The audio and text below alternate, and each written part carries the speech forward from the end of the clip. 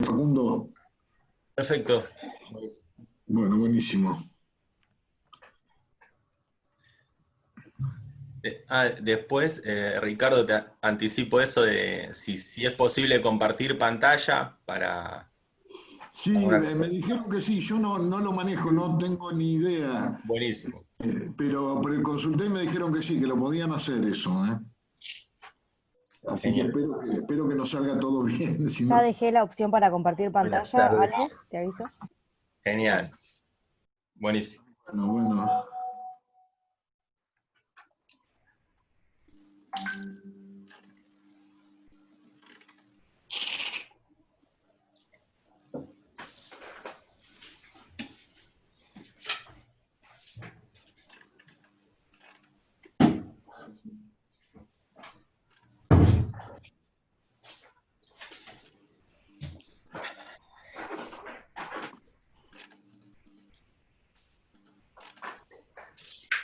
¿Cómo estamos, Ale? ¿Hay gente que está entrando?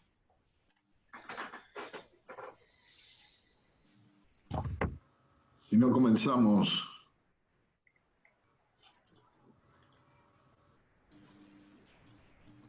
No, no estoy viendo que alguien haya pedido ahora Bueno, ingresar.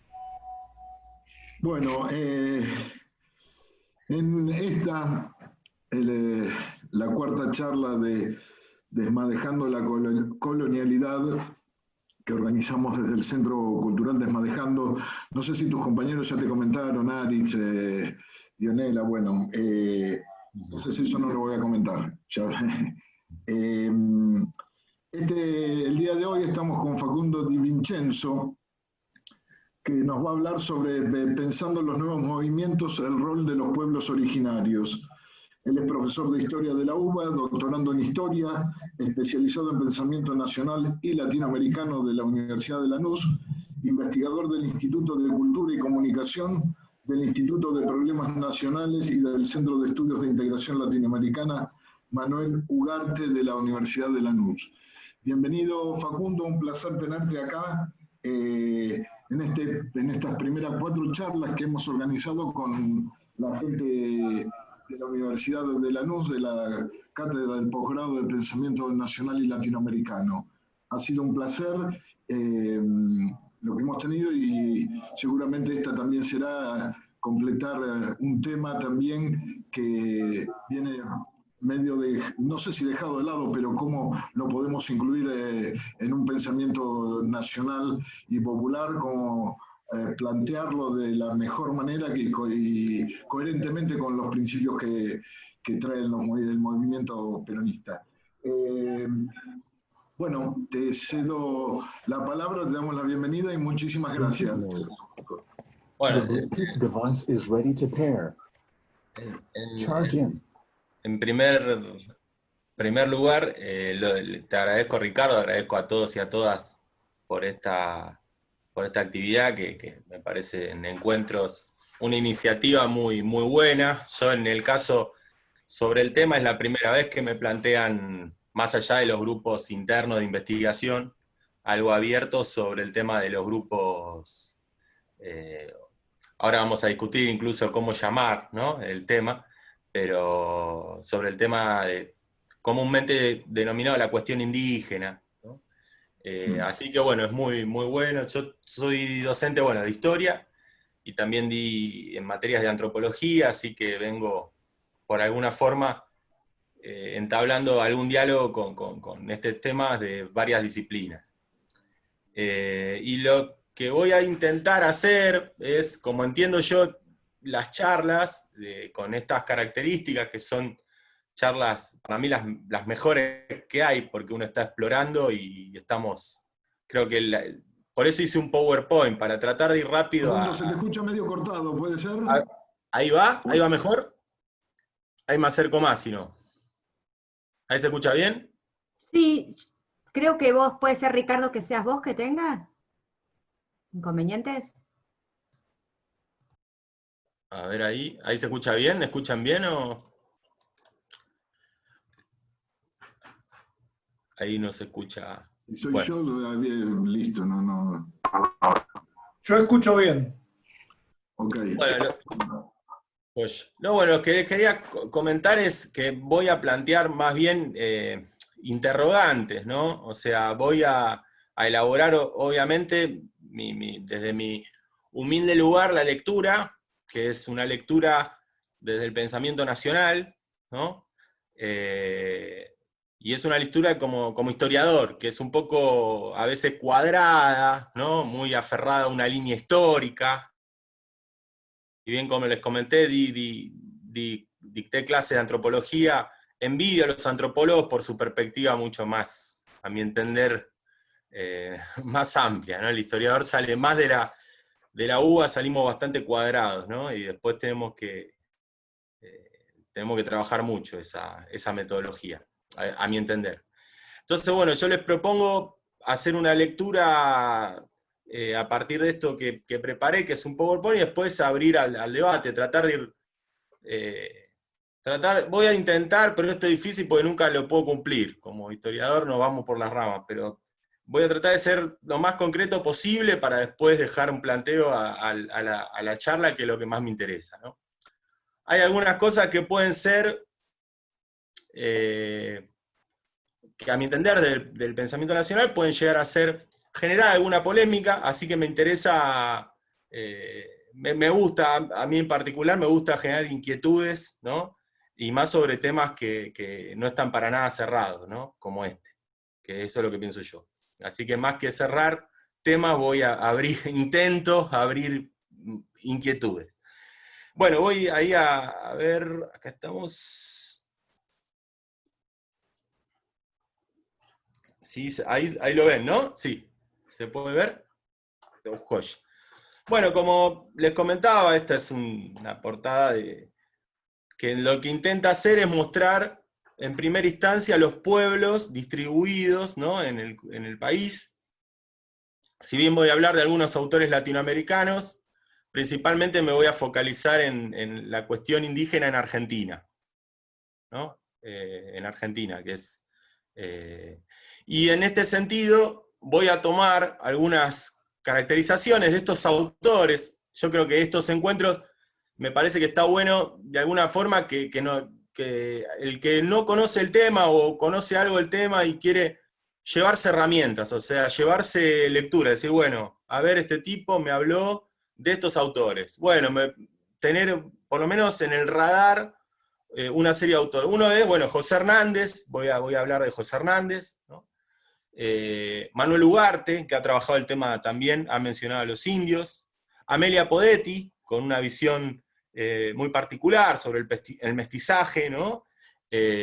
Bueno, Evo Morales, el primer presidente de un Estado plurinacional en la historia latinoamericana y caribeña, ¿no? Carlos Astrada, que para mí es referencia, ¿no? Bueno, Juan Domingo Perón, que ha mencionado más de una vez, ¿no? El general dijo, solo tengo sangre tehuelche, ¿no? Lo ha dicho más de una vez. Rodolfo Kusch, seguramente lo conocen, un autor que ha trabajado también el tema del indígena. Bueno, Fermín Chávez, Enrique Sureña, Fran Tamayo, José Vasconcelos, ¿no? Que ha trabajado el tema de la raza cósmica, Jaureche, que también conocen, ¿no? Seguramente a todos, o a la mayoría, Alberto Huela y Caturelli, ¿no? O sea, son autores que yo, de alguna forma, sería injusto si no menciono. Todo esto está en lo que de alguna forma elaboro yo en mi lectura, ¿no? Son los autores que yo tengo como base, por así decirlo. Y después plantear, ¿no? Esta cuestión, ¿no? Que es una cuestión que, como les señalaba antes, intenta generar algún tipo de inquietud, ¿no? Cuando uno habla de los pueblos originarios, o cuando uno habla de otros temas, de alguna forma controversiales, ¿no? Dentro de los autores que generalmente uno considera como el pensamiento nacional, o algunos autores del pensamiento nacional, a mí siempre me genera esta inquietud, es como la primera gran inquietud, ¿no? Que generalmente se habla de lo antioligárquico, para definir un pensamiento nacional, o algunos pensadores nacionales: antiintelectual, antiimperialista, descolonizador, contrahegemónico, decolonial, antiliberal, no eurocéntrico. En definitiva, hay una carga de negatividad, ¿no? Esto es algo que en mi caso es recurrente, ¿no? En el sentido de tratar de romper con esa negatividad, ¿no? A mi entender, esto divide aguas en grandes grupos. Yo tengo también como referencia a Pancho Pestana, que por ahí conocen, que habla de estas cuestiones, los diferentes grupos de pensamiento nacional.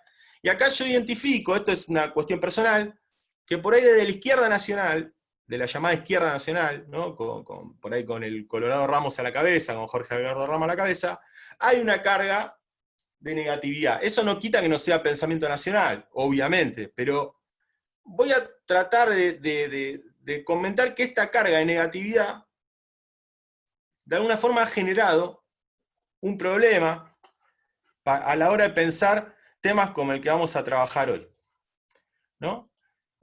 ¿Por qué? Porque esta carga de lo que no, digamos, que el pensamiento nacional es todo eso que no, ha generado que las cuestiones indígenas, la cuestión de los pueblos, de las comunidades ancestrales o pueblos originarios, ¿no? Las diferentes denominaciones que han tomado, aparezcan como algo puro, como algo irrevocable, algo intachable, ¿no? En cambio, el pensamiento nacional, desde esta negatividad o desde esta corriente, ha quedado como, digamos, envidiando eso que es puro, ¿no? Que yo voy a tratar de ver que el pensamiento nacional no es negativo, sino todo lo contrario, ¿no? Y ese pensamiento nacional involucra incluso al indio, ¿no? Eso es lo que voy a tratar de comentar ahora. Entonces, si les parece, voy a hacer una lectura de lo que sería el pensamiento nacional en relación a estos pueblos originarios, ¿no? Que me parece lo interesante, y realmente les soy sincero, a mí me gusta mostrar las cartas. Yo es desde el lugar de donde puedo hablar de los pueblos originarios, ¿no? Yo no puedo hablar de otro lugar. Yo puedo hablar desde el pensamiento nacional, que es lo que he estudiado, no sé, toda mi vida. Entonces, el pensamiento nacional, podemos decir que se puede estructurar de alguna manera, cada uno puede tener, obviamente, su perspectiva, ¿no? Dentro de la línea de que se señala como fundamental la soberanía nacional, política, cultural, económica y espiritual, ¿no? Yo le sumo a esto espiritual, que por ahí no todos los autores lo tienen en cuenta, ¿no? Y está otra idea central, es la cuestión de la justicia social. La justicia social está vinculada, ¿no?, a la idea de pueblo. El pueblo es pacífico, ¿no? Esto lo señala, bueno, en la comunidad organizada, Perón, lo señala también Alberto Huela, Carlos Astrada, ¿no? El problema es que ese pueblo, ¿no? O sea, ¿y dónde ubicarse uno? Como dice en uno de los discursos Perón, mientras más uno más trabaja, más cerca del pueblo está, ¿no? O sea, ese es el pueblo. El pueblo está vinculado directamente con el trabajo. Ahora bien, como generalmente, o en la historia de los pueblos latinoamericanos y caribeños, para llevarlo más allá, esta ha generado, hay una injusticia respecto al grupo trabajador, no se han cumplido elementos básicos para los trabajadores. Hay una lógica de liberación que tiene que ver también con la lucha del pueblo por ir hacia esa justicia social que no se cumple. Entonces el pueblo también está movilizado, ¿no? O sea, o aparece en acciones colectivas. Ya vamos a ver que esto lo relaciona históricamente a nosotros con el gaucho, pero también con el indio, porque el indio también es trabajador y también ha sufrido injusticias, ¿no? Ya voy a volver sobre esto, pero para tener una idea. Después, en nuestra región, principalmente tenemos un gran problema vinculado con esta explotación, que lo tenemos, digamos, el pueblo citadino, pero también lo tienen los grupos indígenas, que es la vinculación con los sectores oligárquicos, ¿no? Que al mismo tiempo son dependientes del capital internacional o transnacional. Entonces empezamos a vincular, o lo que intento yo es vincular una serie de cuestiones para ir llegando a dónde situarnos con el tema de la cuestión indígena. ¿Me van siguiendo bien, más o menos? ¿Vamos bien? Bueno, acá yo cito a Carlos Sastrada, ¿no? A Carlos Sastrada en el Mito Gaucho, que dice: nosotros, la paz interna, somos un pueblo de trabajadores, y se comprende bajo la ejida de la equidad, la justicia social. Ahora, cuando ello no ocurre, el pueblo irrumpe en la historia manifestándose en busca de la liberación, ¿no? Esto es importante porque nosotros no tenemos la lógica, esto lo señala varias veces Carlos Sastrada, la lógica, por ejemplo, de los británicos, de los sajones, ¿no? Nosotros, cuando desarrollamos una movilización, o el pueblo, cuando digo nosotros, digo el nosotros del pueblo trabajador argentino, ¿no? Cuando desarrolla una acción, la desarrolla porque se está, de alguna forma, erosionando esa equidad. En cambio, los anglosajones tienen otro tipo de lógica de la guerra, en donde pueden llegar a buscar un territorio, en el caso de Malvinas, por ejemplo, sin tener la necesidad de obtener ese territorio para vivir, o en aras de una justicia. Digamos que la guerra es concebida como una mercancía más. Obtengo eso para ganar más recursos, ¿no? La historia, el movimiento, los trabajadores en Argentina no se relaciona justamente con eso, ¿no? Y después otro elemento más es la integración regional o la patria grande, que es imprescindible y necesaria en esta región a la hora de lograr desarrollar tanto la justicia social como la soberanía nacional, ¿no? Los mayores logros a nivel nacional se han logrado cuando tenemos apoyo de otros países latinoamericanos y caribeños, ¿no? Todos, acá sí podemos citar desde Jaureche a Ramos, por la cuestión semicolonial. Y eso engloba también a los pueblos originarios, ¿no? Que también sufren esa situación de semicolonialidad. Y otro elemento, y acá está para mí lo que llamo el numen, ¿no? de la nacionalidad, que es la cuestión de la tradición. La tradición es una palabra que deriva de la palabra en latín, quiere decir entregar o transmitir, ¿no? Se liga con acciones cotidianas, es lo que te comentó tu viejo, tu vieja, tu tío, tu tía, hermanos, amigos, es algo que necesariamente es colectivo, ¿no? Acá yo voy a justamente no discutir, pero sí poner en cuestión otra cuestión más, que es la cuestión de la idea de colonización, ¿no? Esto es una pregunta que yo les hago a ustedes y que yo no tengo resuelta ni ahí, que es, cuando uno habla de descolonización, ¿uno está asumiendo la semicolonialidad? ¿O tiene que ver con esta cuestión también de negatividad? ¿No? Eso lo dejo para después, ¿no? Digamos que hay una corriente, por ahí con Enrique Dussel o Walter Mignolo, que seguramente conocerán, que tienen que ver con esta cuestión de descolonización, de colonialidad, ¿no? Aunque Dussel, obviamente a mí en particular me parece muchísimo más interesante que Mignolo, ¿no? En muchas perspectivas que tiene, pero para también, si no hay ahí una ausencia de estos elementos que estoy comentando que tiene buena parte del pensamiento nacional, ¿no?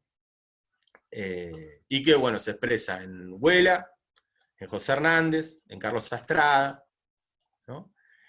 Y que tiene que ver con otra idea de que lo nacional fluye desde la tradición, ¿no? Acá el elemento fundamental o fundacional del nacionalismo sería el Martín Fierro, ¿no? El Martín Fierro, en donde aparece esto que es fundamental, que es la palabra epos, ¿no? La palabra, señala Carlos Sastrada y Huela, la palabra epos que se liga en tres cuestiones, ¿no? Tiene que ver con, por un lado, la carga de hacer las cosas, digamos que, esto para no confundir la cuestión de los valores que aparecen O sea, ¿para qué reivindicar al gaucho? ¿Por una cuestión conservadora? No. Reivindicar al Martín Fierro porque esos elementos engrandecen lo colectivo, lo sostienen. ¿Por qué lo sostienen? Porque dan un modo de cómo hacer las cosas cotidianas o cómo desarrollar. Eso, por así decirlo, es una idea fuerza, ¿no? Como varias veces dice Perón. La idea fuerza es esa palabra que genera, que está meditada, que está reflexionada, ¿no? Por ahí ahora les voy a comentar, la más conocida es que entre los hermanos se han unido, es en la ley primera, ¿no? Es esa cuestión que uno la desarrolla, la piensa y opera directamente en el accionar presente, porque eso puede generar una división interna, ¿no? Y aparece en varios momentos, ¿no? Yo acá señalo 3, ¿no? Que tienen que ver con la desconfianza hacia la ciencia, ¿no? Esta frase de Martín Fierro que dice, hay hombres que de su esencia tienen la cabeza llena, hay sabios de muchas menas, más digo, sin ser muy ducho, es mejor que aprender mucho, aprender las cosas buenas, ¿no? Esto también aparece en Perón cuando dice, mejor que decirles hacer, y varias, ¿no? Por otro lado, aparece en Martín Fierro esta idea que es fundamental, creo yo, para el pensamiento nacional, que es, trabajar es ley. Ahora bien, el trabajar no te hace que sobre tu persona caiga la justicia total. Dice, la ley no se hace para todos, pero solo al pobre rige. Entonces acá está el elemento ese que les comentaba antes de justicia social, también en el Martín Fierro, ¿no? Y el otro, el que les comentaba antes, que tiene que ver con la integración regional, y que tiene que ver con esta idea de los hermanos unidos, los que les comentaba antes, ¿no? Que Perón también en un texto, Latinoamérica ahora nunca, menciona, ¿no? Que toda fragmentación, todo elemento que genere la división entre los pueblos latinoamericanos y caribeños, entre el territorio nacional, dice, es aprovechada, motorizada y ejercida desde afuera, ¿no? Esto es un elemento peligroso. Bueno, con este así fugaz repaso, por ahí fui muy rápido, espero que cualquier cosa me comentan, armo este núcleo de elementos en donde a nivel geopolítico y a nivel existencial estamos hablando de que el pensamiento nacional no es negativo, es tremendamente positivo, ¿no? Y se fundamenta en estos 4 elementos, ¿no? Ahora, parados acá, ¿cómo pensar los pueblos originarios o las comunidades ancestrales con sus luchas, ¿no? Desde este lugar? ¿Cómo se cuadran? Mencionamos antes que aparecían, ¿no? O mencioné antes que aparecían estos pueblos originarios en la idea de liberación, ¿no? Que eran parte del pueblo, ¿no? Sobre el que la oligarquía había desarrollado la injusticia, ¿no? Y ahora vamos a tratar de recorrer a nivel histórico qué ha pasado con estos pueblos, ¿no? Les vuelvo a decir, díganme si voy rápido, pero quiero ir más al debate con ustedes que otra cosa. Yo acá hago arbitrariamente, ¿no? Claro está, divido en 3 esta cronología, digamos, estas corrientes de cómo trabajaron o cómo vieron el problema, ¿no? Yo veo que en el caso de Rodolfo Kusch, en América Profunda, en Geocultura del Hombre Americano, en varios libros, varias intervenciones, a mí me encanta Kusch porque Kusch dice, esto hay que asumir que es un problema vinculado con el otro. O sea, el indígena es el otro, ¿no? Parece una estupidez lo que dice Kusch en el sentido de decir, bueno, sí, es el otro. No, pero está hablándole a otra corriente, que es la que está en el centro, que tiene que ver, a mi entender, con influencia de un marxismo vulgar, por así decirlo, en donde hay una simulación. Se hace como si esos pueblos fuéramos nosotros, como si fueran nuestros ancestros, ¿no? Y en esa simulación, bueno, obviamente, acá operaron varias corrientes, lo que yo entiendo como el posmodernismo del giro lingüístico, ¿no? Ya voy a hablar de Touraine, que no es el giro lingüístico, pero que habla sobre el tema, o Todorov, ¿no? Es Tzvetan Todorov, que tiene que ver más con esta cuestión. Y esto se mezclan dos elementos, el que les comentaba antes de la negatividad, ¿no? De decir, bueno, esto es lo puro. Por otro lado, la cuestión errática, ¿no? Del individuo posmoderno, que niega su tradición y su tradición nacional, por así decirlo, ¿no? Que niega la nacionalidad argentina, ¿no? Niega ubicarse en ese pueblo trabajador, ¿no? Como de alguna forma le da vergüenza, ¿no? Y ve como puro esos movimientos y esas comunidades ancestrales, ¿no? Hay un momento, Kuch dice algo muy en una radio, dice, yo no puedo ponerme una pluma en la cabeza y decir soy originario. No, esos son el otro. No, eso no quita que haya que respetar lo que justamente motoriza la comprensión. Tenemos que hacer un trabajo. No podemos decir como si fuéramos nosotros, ¿no? Y después la posición de Juan Domingo Perón durante su gobierno, ¿no? Que ya lo voy a trabajar, que es la idea de motivar ya, digamos, Perón ya de movida comprendía esta cuestión como Kuch, lo comprende como un otro, y hay que brindar puentes, ¿no? Hay que incorporar sus demandas al movimiento nacional,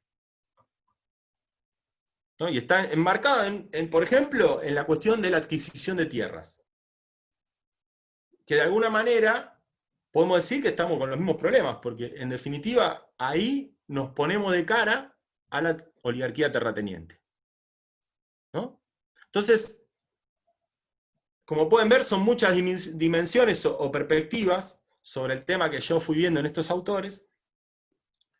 Y ahora voy a pasar a hacer un breve repaso así rapidísimo de nuestra historia en relación a los pueblos originarios, ¿no? De cómo lo veo yo.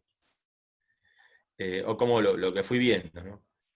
Bueno, primero, en primer lugar, acá este elemento que cuando uno dice ¿dónde empieza Argentina? 1810, 1806 con las invasiones inglesas, 1776 con el Río de la Plata. No, si vamos a hablar, tenemos que hablar de cuando empezaron a llegar los humanos a nuestras tierras, que se calcula que es hace 15.000 o 12.000 años, ¿no? Estamos hablando de que en el continente había 2.000 lenguas distintas, 2.300 pueblos, formas comunitarias, ¿no? Estado donde primó la relación entre la reciprocidad, ¿no? No había propiedad privada. No hubo esclavos en América hasta que lleguen los españoles. No había esclavos. No se concebía la idea de la esclavitud, porque no se concebía la idea de propiedad privada, ¿no? Desde la propiedad ejidal en México hasta el ayu en el mundo andino, la tierra sin mal de los guaraníes, no había propiedad privada. ¿Qué pasó? Llegaron los españoles y yo no voy a tomar esta lógica de leyenda negra o leyenda rosa. Voy a seguir bueno, les comenté a Caturelli que dice, vinieron dos cosmovisiones. Una cosmovisión mercantil, afán del lucro y de ganancia, que eran los conquistadores, los hacendados, de acá va a salir la oligarquía terrateniente, ¿no? Históricamente la génesis de este grupo, y al mismo tiempo va a haber una cosmovisión humanista, cristiana, que va a iniciar un proceso de sincretismo y mestizaje sin precedentes en la historia del planeta, ¿no? Como dice Amelia Podetti, esta tierra es la tierra del hóspito, lo que hospeda. América va a ser el territorio que hospeda a los que vienen, y que va a tratar de tomar, o va a motorizar una idea de totalidad, ¿no? Incluso la propiedad de la tierra, cuando llegan los españoles, va a estar regida, por ahí lo han estudiado alguna vez, por estas cuestiones. Son, por ejemplo, los encomenderos. ¿Qué eran los encomenderos? La corona les encomendaba tierra a cambio de que evangelicen a los grupos que habitaban en ella. Si no evangelizaban esos grupos, la corona les podía sacar la tierra, ¿no? Obviamente, acá podemos entrar en discusión, y vuelvo a decir, este es otro debate que podemos plantear, ¿no? Oye, pero se toleró a los cultos que había, las tradiciones, se irrumpió, vinieron los extirpadores de idolatría que rompieron a martillazos, si uno va a Cusco ve los martillazos. Eso claro está, eso estuvo también presente. Pero lo cierto es que tampoco venció esa lógica, ¿no? La construcción o la síntesis de esto la podemos ver en lo que se llama el cristianismo plebeyo, ¿no? Asumiendo una cantidad de santos y de festividades o de lógica en su liturgia, o, por ejemplo, las misiones jesuíticas, ¿no? León Cadogan, un etnólogo paraguayo, demuestra muy bien cómo hay, de alguna forma, después lo vamos a discutir, porque con esto obviamente hay controversias, hay discusiones, pero que tiene que ver con continuidades y rupturas. Pero lo cierto es que la comunidad, de alguna manera, se las arregla para pervivir, preexiste, pasa este proceso. Entramos en las luchas de la independencia, de la emancipación. Se ensamblan con esas luchas, ¿no? Acá se inician dos procesos de nuevo, el de Patria Chica y el de Patria Grande. En el de Patria Grande, con idea de federalismo, soberanía económica, aparecen en esas asambleas ampliadas de Artigas, en algunas asambleas que plantea José de San Martín, Belgrano, Castelli de Monteagudo en Tiahuanaco, cuando eliminan la tributación indígena. Los pueblos originarios vuelven a aparecer. Y acá Rodolfo Kusch dice algo que me parece espectacular, que dice, la última instancia que hubo para tratar de incorporar estos pueblos la tuvo Juan Manuel de Rosas. Con las negociaciones que tenía con algunos pueblos, y con otros tenía obviamente los conflictos, ¿no? Pero ese fue el último intento. Caído Rosas, empezamos en una lógica de correr a los pueblos de sus territorios. Se terminó la idea de comunidad. Y esto, por alguna forma, se condensa con la victoria de Buenos Aires sobre las provincias y la conocida conquista del desierto, ¿no? En donde se llevan puesto ya la aniquilación del pueblo aborigen, originario, ¿no? Y acá toda la cosmovisión liberal occidental, esa que les había comentado, ya más desarrollada, hacia fines del siglo XIX, en una mezcla de positivismo, evolucionismo, materialismo, laicismo, racismo, bueno, se lleva puesto a los pueblos originarios, ¿no? Que quedan reducidos ya en territorios tremendamente pequeños, ¿no? En condiciones totalmente miserables, ¿no? Muchos van a ser vendidos incluso como esclavos después de la conquista del desierto en las casas de sociedad de Buenos Aires. O sea, el peor destino. ¿Cómo continúa esto? Bueno, como les comentaba, antes hay un libro que les recomiendo, de Abelardo Levalli, ¿no? Que es Paz en la Frontera, en donde muestra esta situación, ¿no? Es este libro, que tengo acá, que está ahí, en donde muestra toda la historia de la relación con los grupos originarios, o los grupos indígenas, en donde había mediaciones, guerra defensiva, ofensiva, evangelización, tránsito de personas, devolución de cautivos, entrega de desertores, ¿no? Diferentes relaciones. Todo esto con el gobierno de Roca se corta porque no hay más relación. Es el aniquilamiento total.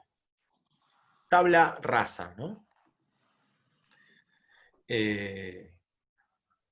Bueno, lamentablemente para los pueblos originarios empieza una situación en donde se postula que las tierras tienen que ser privadas, ¿no? En la Constitución liberal de los estados oligárquicos y conservadores, ¿no? Después de la caída de Rosa, pero que se fundó en 1880, se consolida, ¿no? Aparecen que las tierras de las comunidades aborígenes son tierras baldías. Entonces, chau. Perdieron la propiedad de esas tierras, no tienen nada. Nunca tuvieron propiedad, digamos, privada, sino que era comunal, pero la pierden definitivamente. Esto recién... Disculpen, díganme si voy... Coméntenme, voy aburriendo, díganme, por favor. Si va... Por ahí yo me voy así cebando y... Bueno, esto se corta con el gobierno de Juan Domingo Perón. Con la Constitución de 1949. En la Constitución de 1949 se modifica el artículo que habla sobre la propiedad privada. No sé si sabían. Dice, la propiedad privada tiene que estar al servicio del bien común. Entonces, aparece esa mínima modificación genera un cambio de postura en algunos pueblos, ¿no? Y va a haber una gran movilización de 1948 de los pueblos a hablar con Juan Domingo Perón. Juan Domingo Perón va a aceptar, en realidad muchos de estos eran del pueblo de Pilagas, que los habían explotado en el ingenio Ledesma, ¿no? Perón atiende sus reclamos, y en una situación tremendamente oscura, los gendarmes los masacran cuando llegan a Tucumán. ¿No? Sobre esto Perón va a decir, lamentablemente teníamos todavía fuerzas militares que tienen la mentalidad semicolonial, plebeya, dice, y han operado en contra de la ley, ¿no? Digamos que fue la primera, de alguna forma, desde que estamos hablando de la época de Rosas hasta este momento, la primera modificación respecto a los pueblos originarios, ¿no? Ahora, al mismo tiempo, podemos discutir, ¿no? ¿Qué pasó con esa masacre, ¿no? ¿Por qué no se encarceló a nadie, ¿no? Hay que ver cuánta fuerza tenía, quién operó atrás de eso. Bueno, eso yo no lo voy a resolver porque no se ha resuelto al día de hoy, ¿no? Al día de hoy se sigue la queja sobre quiénes fueron los que causaron. Bueno, pero lo cierto es que acá vemos una modificación, y lo último que aparece en esta línea, después del golpe cívico-militar del 55 a Perón, encontramos que va a ser letra muerta, volvemos a la Constitución oligárquica, ¿no? Se da por chau la Constitución del 49, volvemos a la Constitución oligárquica, vuelven a ser tierras baldías, las tierras de las comunidades aborígenes, o sea, la propiedad privada, no tienen propiedad de su tierra. Y acá aparece otra discusión, que voy a poner, que voy abriendo puertas, ¿no? Que es la que comienza en 1970 afuera, con dos organismos que en general a mí yo le tengo de confianza. Las Naciones Unidas y la Organización Internacional de Trabajo. Desde afuera, empiezan a trabajar el tema de los derechos indígenas.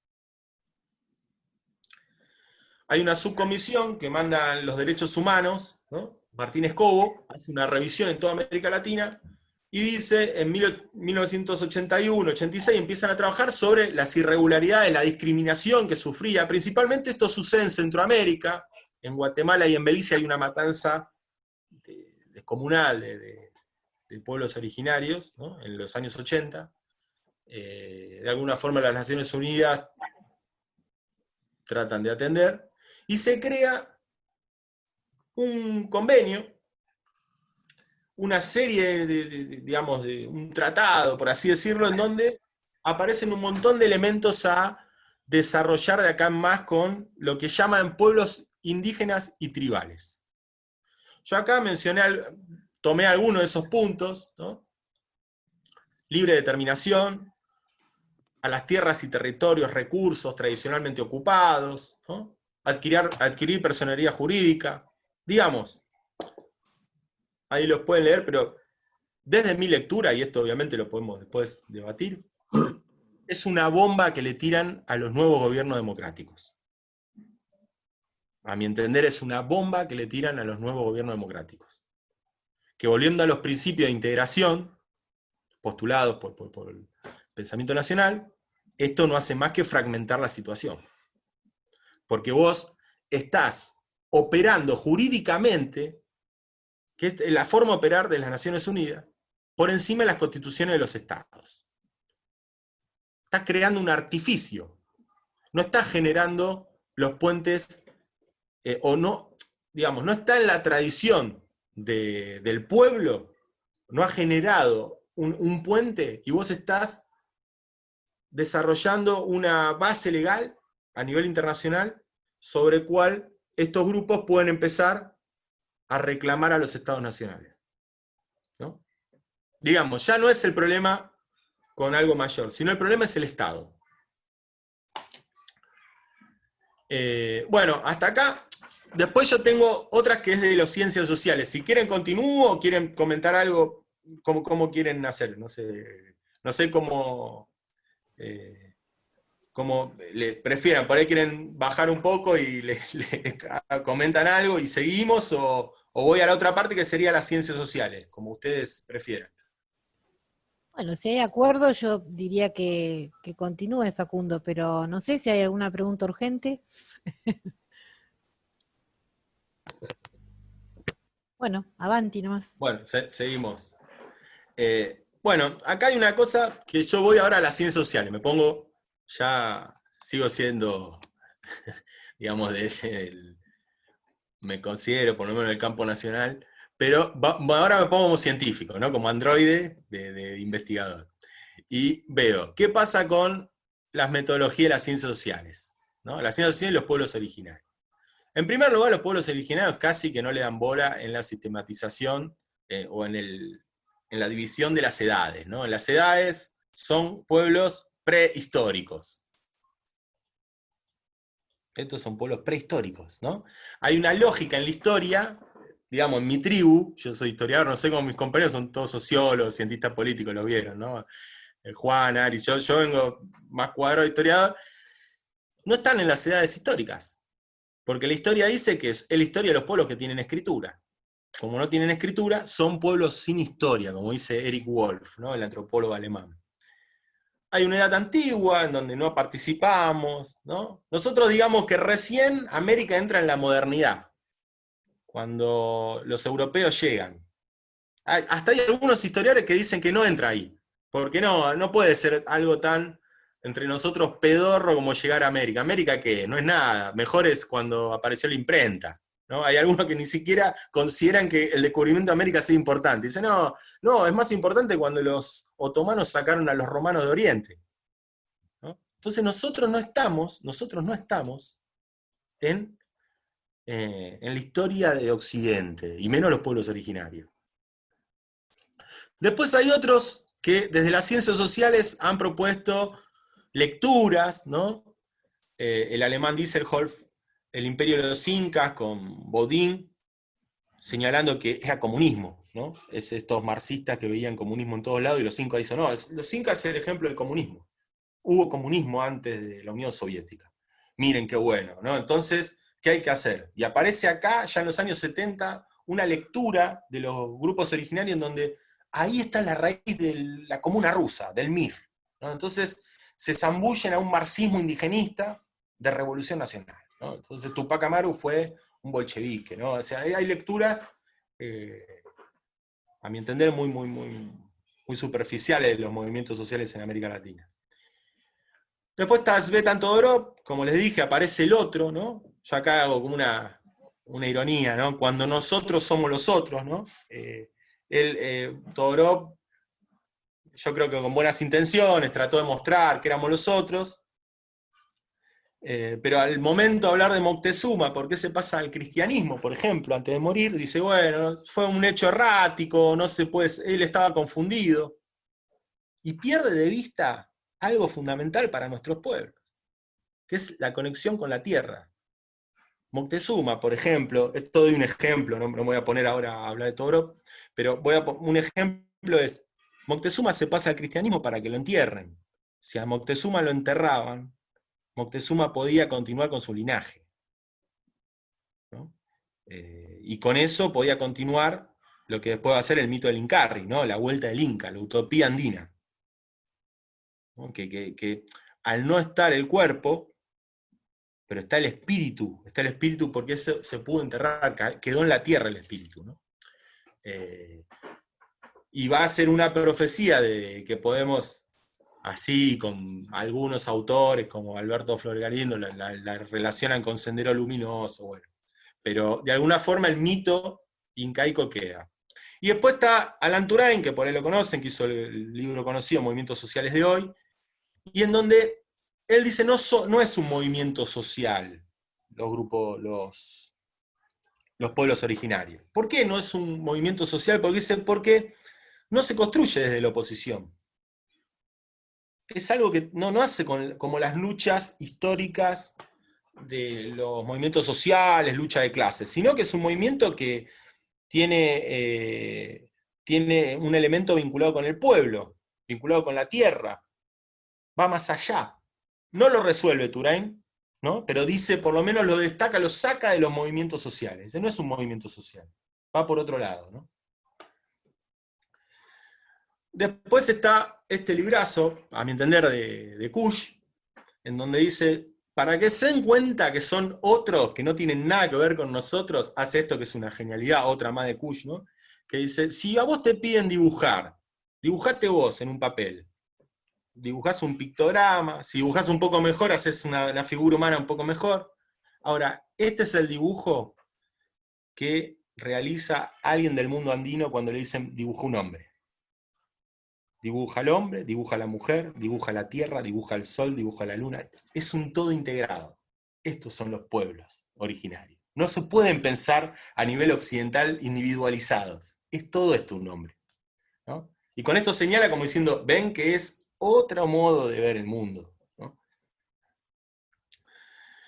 Después, acá discusiones que, como le decía, intento que también esta charla sea como una herramienta para la que quiera o el que quiera meterse en el tema, ¿no? En discusiones que hay, acá de la izquierda y del pensamiento nacional han discutido un montón.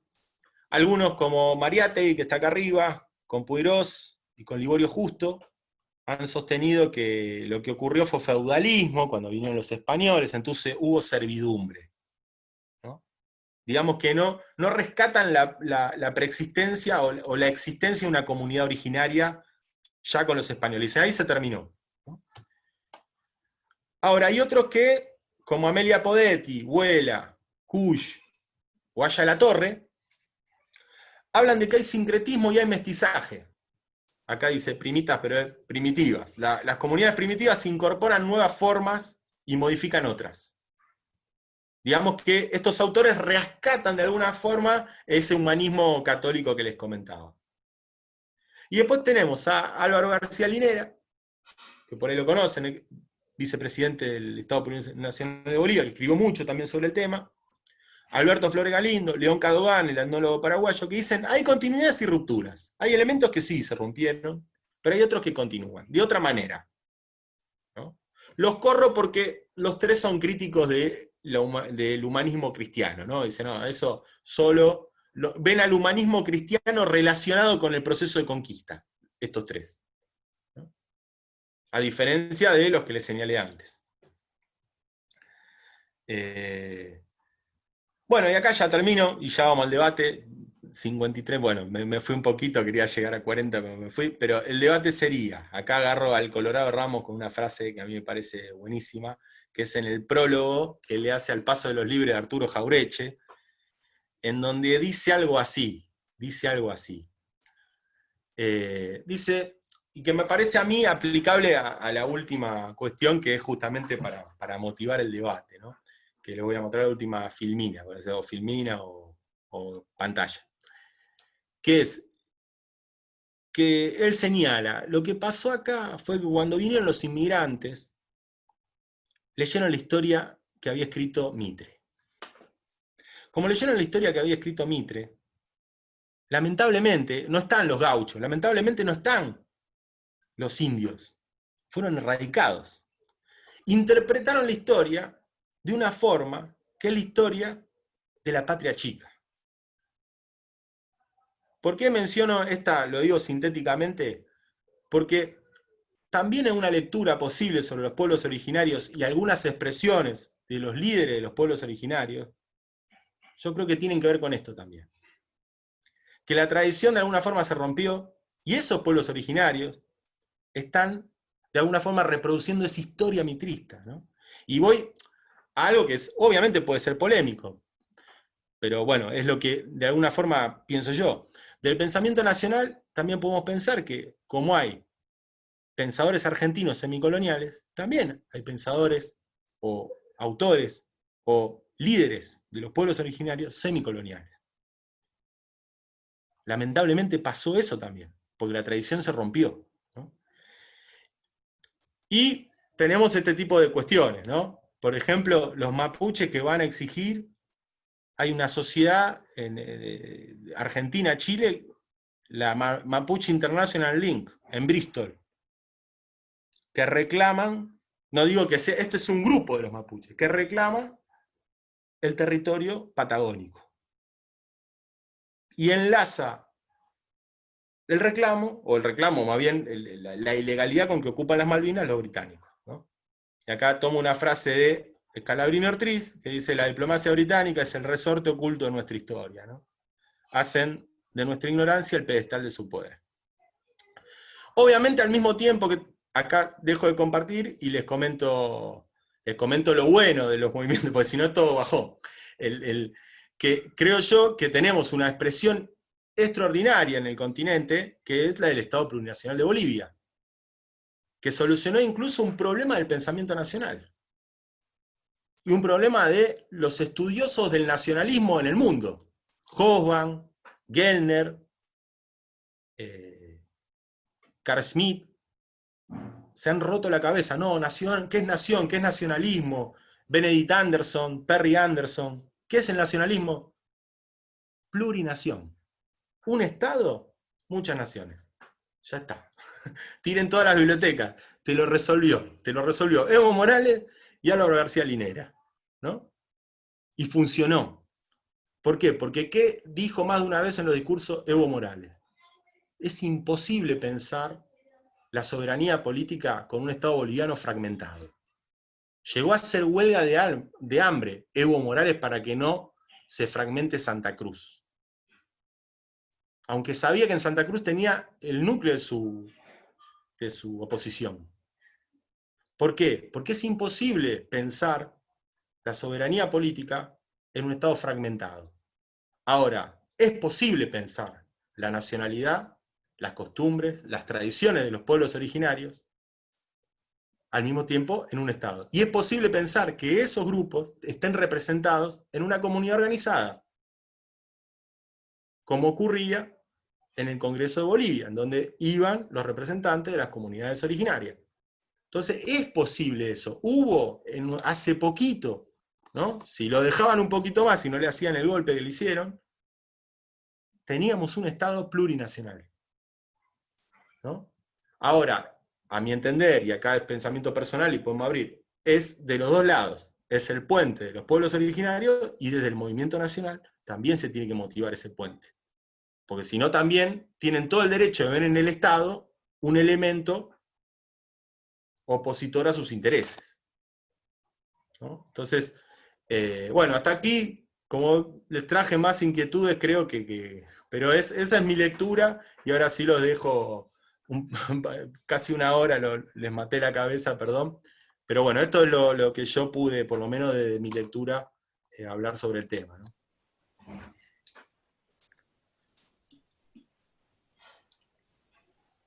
Ahí los dejo que comenten, por favor, que me digan si no les gustó algo, si...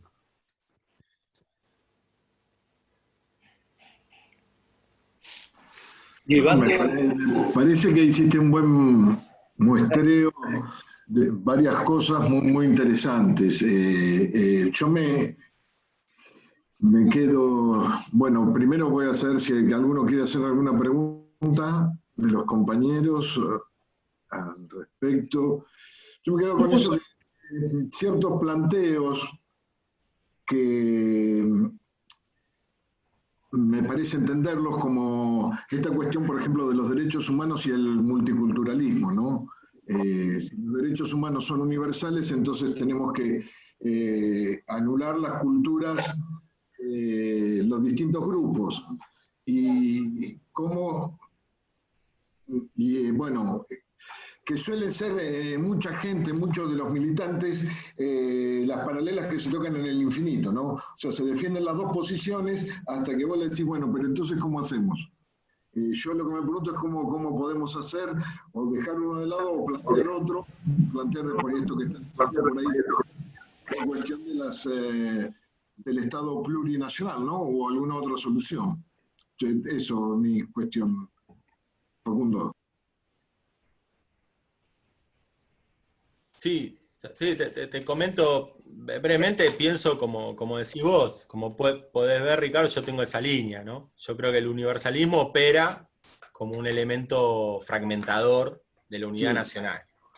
Yo no, pero puedo decir, es mi lectura, ¿no? O sea, yo pienso tal cual, yo creo que opera, al mismo tiempo, hay un tema con la cuestión de nosotros lo trabajamos en un grupo de investigación ahí en el Centro de Integración Latinoamericana, que estamos revisando por así decirlo, la epistemología de la corriente decolonial, ¿no? Porque la corriente decolonial nace en un momento donde el Estado no era algo por donde pensar, que también pasa a muchos autores que por ahí uno vincula con el progresismo, ¿no? Como durante los años 80 y parte de los 90, el Estado era un negativo. O sea, ¿cómo pensar el Estado como un Estado amigo de los movimientos populares? Era impensable. Entonces, eso dejó la puerta abierta para que entren todos estos internacionalismos, ¿no? Pensando que desde afuera venían las soluciones a todos nuestros males, ¿no? Y mucho aparece por ahí, que nosotros por suerte tuvimos una experiencia, ¿no? Cuando digo nosotros, digo América del Sur por lo menos, tuvo una experiencia que tenemos en nuestra memoria varios gobiernos que orientaron y dijeron, che, el Estado no es un negativo. No sé si vamos a resolver todos los problemas del siglo XX, porque fue complicada la democracia y un Estado que se crea a partir de la lógica de las mayorías populares. Pero algún centro te van a tirar. Entonces, eso es un tema. Yo creo que hay ahí un problema. Incluso de los pensadores que se quieren o se dicen nacionales y están con esta lógica, ¿no? Hombre, te lo planteaba por un caso puntual que hubo hace unos años en la comunidad Wichi, un padre que, bueno, ellos las inician sexualmente a las hijas, los padres, el padre varón. Y bueno, y toda una discusión con respecto a eso, el juzgado por abuso de las hijas, los movimientos feministas también en contra. Y bueno, ¿cómo lo resolvés? Creo que, bueno, lo que planteas es ver cómo tender puentes, cómo reconocer algunas cuestiones y otras homologar, ¿no? De ambas partes. Un puente se hace de los dos lados, ¿no? Tal cual. Bueno, gracias compañero. ¿Alguna pregunta más? ¿Opinión? Acá hay una consulta por el chat de Fernando Gestarán. Dice, el cambio legal y cultural que propuso el artículo 75, inciso 17 de la Constitución Nacional, ¿se podrá concretar? Derecho de identidad, de educación bilingüe e intercultural, como personerías jurídicas y asignación de sus propios territorios. Está buena la pregunta y yo no tengo la respuesta. Yo creo que lo que sí puedo comentar, que estamos muy lejos, incluso, o sea, yo creo que acá estamos todos entre compañeros y compañeras, me siento como en casa, en el sentido de que, incluso en el pensamiento nacional, es complicado generar la tradición esta que comenta Abuela, que comenta Perón. O sea, y es esto parte de algo que se habrá escuchado hasta el cansancio, que es el tema de la batalla cultural. No pasa por incisos, por cuestiones jurídicas, por norma de constitución. Lo que pasa es por la tradición, por la cultura pasa. Por la cultura popular, por la transmisión, por comprender que el pueblo ese, como decía bien Ricardo, hay pueblos que tienen prácticas que hay que entender al otro. O sea, si la patria es el otro, ¿no? Como se dice a veces hasta el cansancio, comprender que hay que entender al otro. Si no, es el otro y no lo entiendo y está bien. No, eso es una locura. El otro tiene otros comportamientos y hay que asumirlo. Así lo resolvió Bolivia durante más de 15 años. Los Aymara, ¿no? y los quechos se llevan a la trompada y solucionaron el problema, porque uno podía ir a un lado, otro del otro, ¿no? O sea, y lo solucionaron ¿cómo? Como también esto es otro problema a resolver, ¿no? Con los sindicatos. Armaron sus sindicatos, o sea, entraron en... Que eso también, ¿cómo entran estos movimientos? ¿Qué lugar? ¿No? Es un tema complicado, o sea, porque no nos olvidemos que Evo Morales es el líder del sindicato cocalero. O sea, entra, digamos, como uno de las patas de la comunidad organizada, por así decirlo, ¿no? Es el sindicato, son los trabajadores, fue elegido. Hay todo, como bien sabemos, los sindicatos tienen una armazón complejísima, ¿no? Y así llega a ese poder. Por eso cuando lo perseguían, seguía siendo líder en donde estaba, porque era el líder elegido por una comunidad establecida con tradición.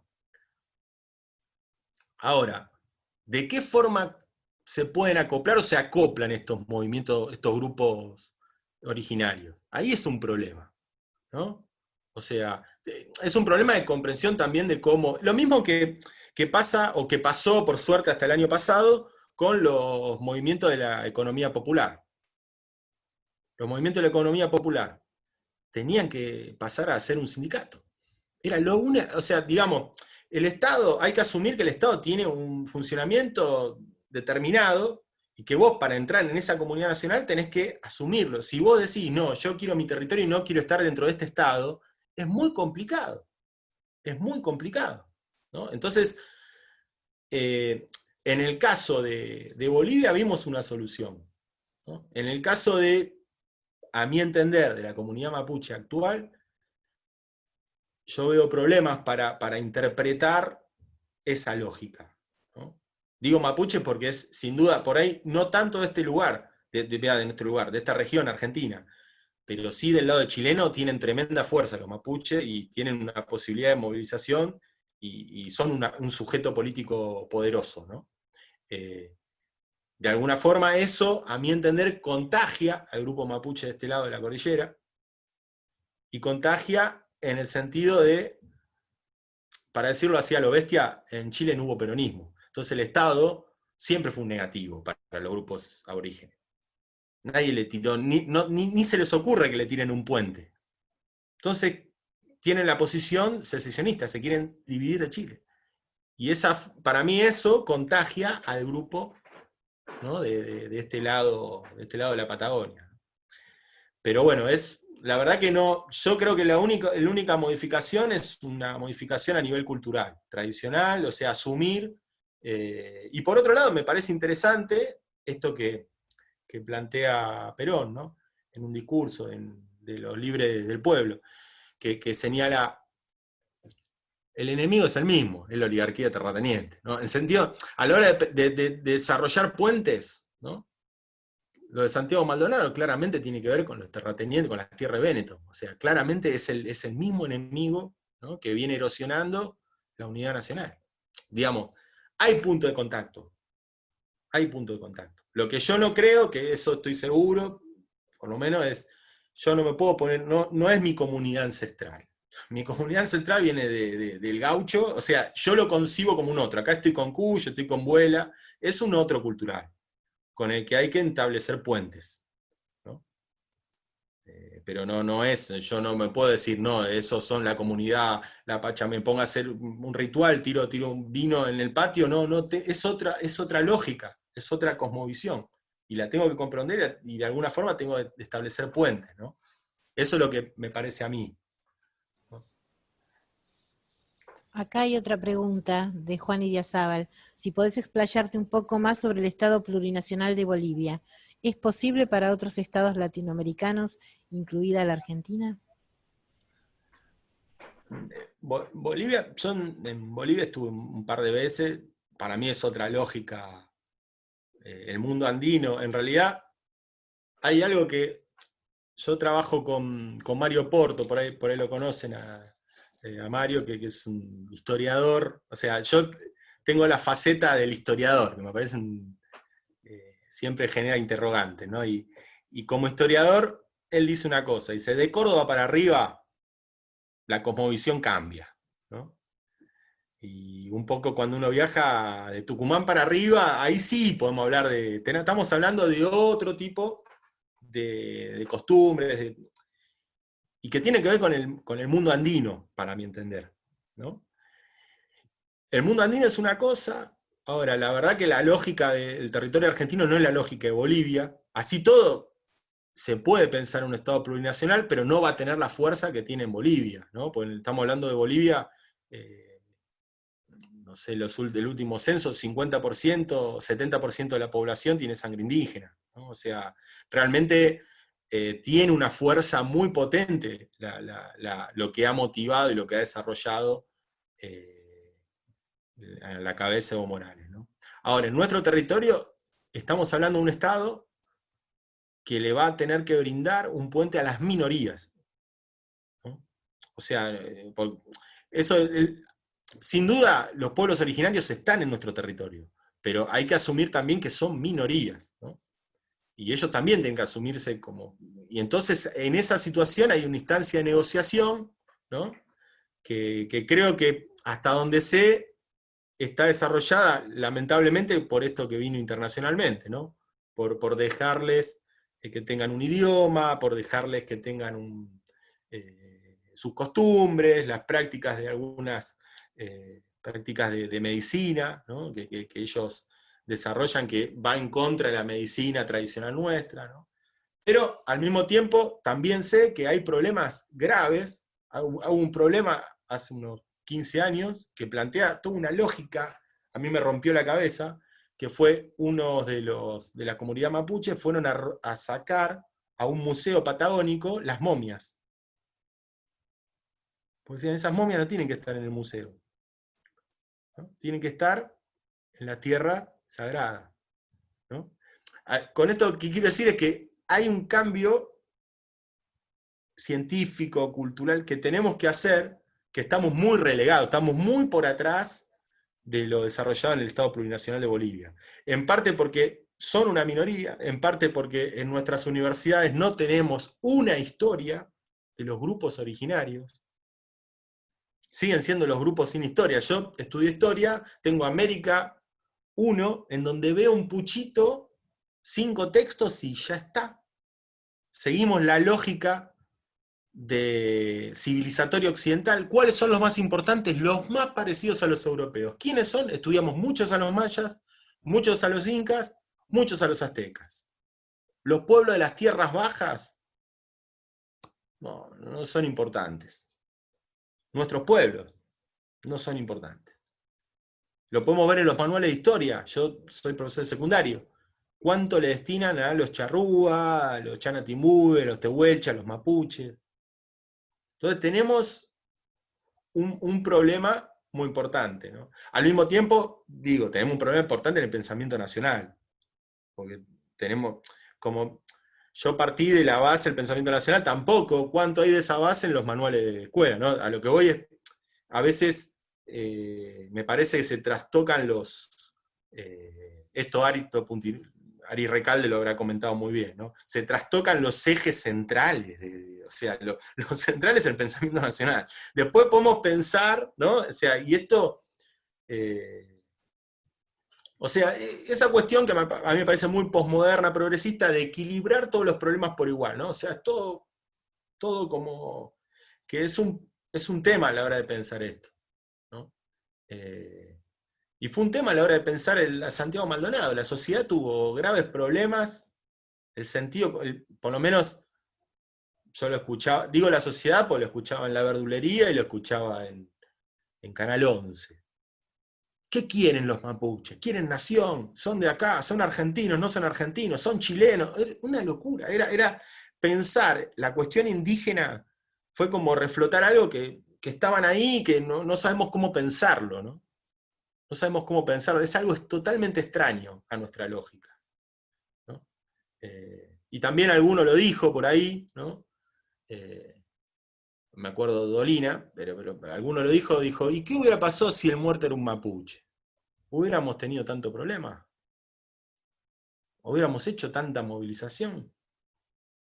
Hay un montón de cosas que a mí me parece que estamos atrasados a nivel de pensar estas cuestiones, ¿no?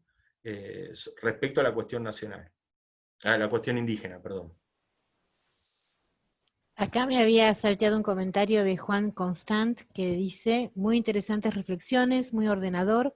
Me parece importante resaltar la experiencia de la organización Tupac Amaru en Jujuy en el camino de crear puentes, espacios de intersección y de convocatoria desde el Proyecto Nacional Popular Latinoamericano y los pueblos originarios, abrazando y conteniendo heterogeneidad. Está buenísimo lo que... Yo por ahí fui al hueso ahí, a los mapuches, me parece lo que está, pero sí, la Tupac Amaru, esos son, hay otras, incluso la parte de lo que inició Milagro Sala tenía relación con grupos que estaban vinculados y que directamente tendieron puentes, y establecieron brazos, a mi entender, tan peligrosos, que actuó la oligarquía local para romper todo eso. Eso era una posibilidad, o sea, porque uno... no digo que esté mal, pero uno se queda encarcelado a Milagro Sala, pero el armazón ese, integrando grupos originarios, ¿no? El artesanado local, eso era tremendamente interesante. Cuando la pregunta que comentaban antes sobre el Estado Plurinacional de Bolivia, y es por ahí. Cuando vemos cómo armó su poder Evo Morales, lo armó por ahí. Lo armó por ahí, estableciendo redes con sectores productivos de Bolivia. Cocaleros, transportistas, camioneros, ¿no? Y en parte Milagro Sala estaba armando eso, ¿no? Una cantidad de redes que tocaba a grupos originarios, ¿no? Si en definitiva volvemos a uno de los patrones del pensamiento nacional, el pueblo es el pueblo trabajador, hay que entablar diálogos entre los trabajadores, no seas, esto pasó toda la vida, seas venga de una familia anarquista, o de una familia italiana o española, ¿no? La llamada vieja guardia sindical, teníamos apellidos españoles, italianos, hijos de italianos, hijos de anarquistas, ¿no? Y se entabló el movimiento más importante a nivel popular y político de Sudamérica, ¿no? Entonces estamos hablando de que es posible, sin duda, ¿no? Estaría bueno indagar, ¿no? Yo todo lo tiro como indagar ese fondo, ¿no? ¿Cuántas organizaciones estaban detrás de lo que se estaba armando allá en Jujuy, ¿no? Pero sí, Tupac Amaru, sin duda, es un movimiento interesante, ¿no? Interesante en el norte.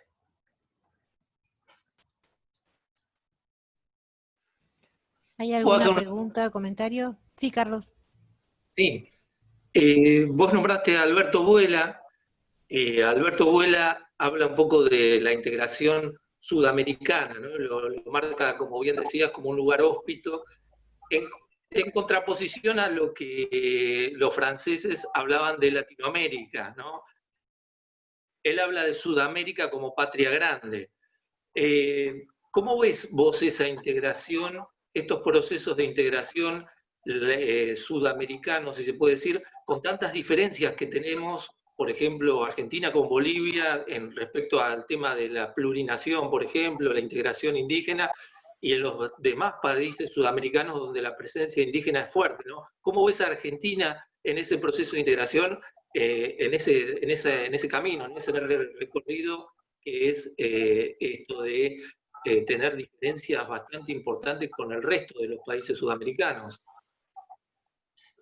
Sí, bueno, Carlos, está buena la pregunta, y yo, como les comentaba, estoy en el Centro de Estudio de Integración Latinoamericana. Tenemos un programa, Esquina América, donde hablamos siempre con sociólogos, historiadores o líderes de movimientos populares de América Latina, y lamentablemente el comentario es: la coyuntura actual es muy compleja. la coyuntura actual. Por ahí, si nos vamos 10 años para atrás, estaríamos en otra situación. Ahora está muy compleja la situación. Pero uno de los diálogos que se establecían, que me acuerdo del UNASUR, cuando vino Morales a la Patagonia, ¿no?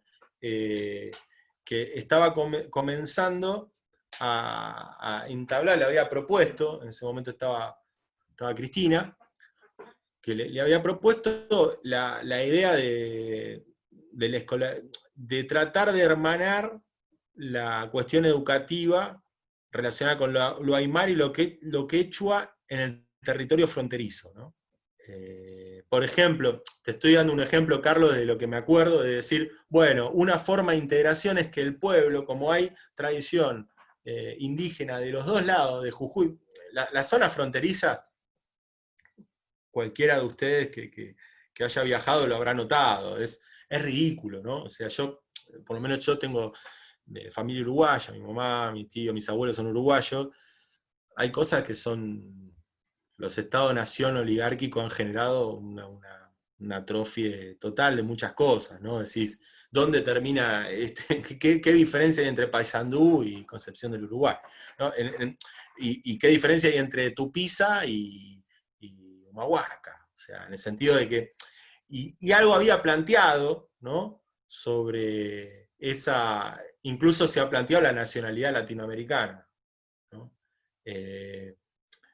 A mi entender es un tema fundamental para el pensamiento nacional, que lo tiene, el tema de la patria grande, pero sí una educación para la patria grande, eso es fundamental, ¿no?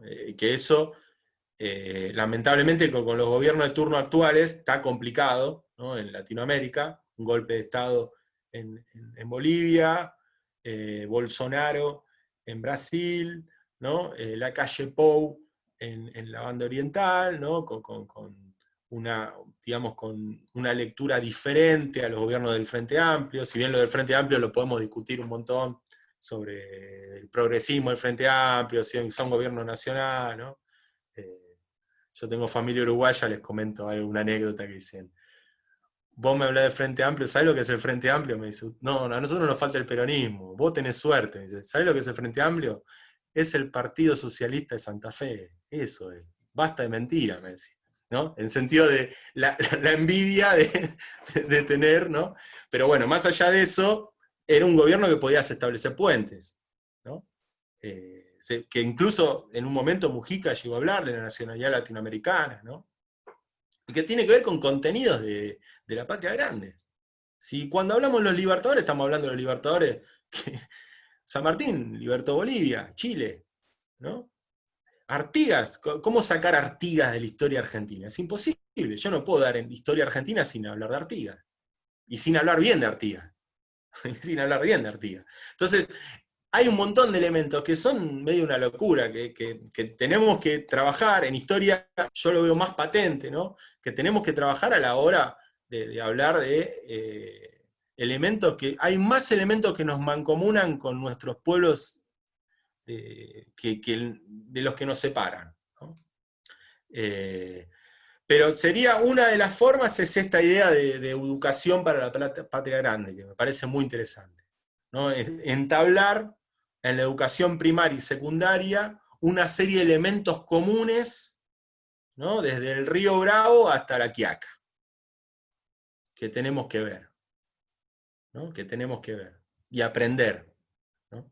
Y aprender todos los países de la región, ¿no? Que eso se puede desarrollar, o se ha visto, con voluntad política. Con voluntad política, o sea, con estados que sean de representación de las mayorías populares. Que ahora estamos en una coyuntura, a mi entender, muy difícil, muy difícil, muy difícil. Pero por ahí hace 10 años era posible, ¿no? Pero bueno, uno tiene la esperanza porque tenemos este tipo de encuentros donde estamos hablando de estas cosas. Sin duda, la potencialidad la tenemos, ¿no? La potencialidad la tenemos. Así que, bueno, eso es lo que pienso yo después sobre el establecimiento de un Estado plurinacional. Yo creo que es posible en tanto haya buena predisposición de los dos lados, tanto del Estado como de estos grupos, como mencionaba antes el compañero, como Tupac Amaru, ¿no? La experiencia de Emiliano Sala. Creo que ahí es posible. También a mí, en particular, no quiero armar lío, pero me hace ruido festejarle a Morales, ¿no? Compañero, esas cosas. Estamos hablando de un tipo que es nefasto, ¿no? Que es un desestructurador, ¿no? Digo, Alberto Fernández el otro día cuando comentaba, es un tipo desestructurador de esas organizaciones. Entonces también, yo sé que es complicado, vuelvo a decir, la coyuntura es muy complicada, y hay que ver qué se puede hacer. Hay que darle tiempo, me parece. Hoy yo lo veo que estamos como dice Jaime Ross, aguantando el empate, ¿no? Acá, Facundo, hay felicitaciones, agradecimientos, y hay una consulta de Fernando Yestarán de si hay un porcentaje de nuestra población, ¿qué porcentaje de nuestra población tiene sangre de pueblos originarios? Si hay algún cálculo actual. Excelente conferencia, felicitaciones. Después Cecilia, y yo tengo una consulta también.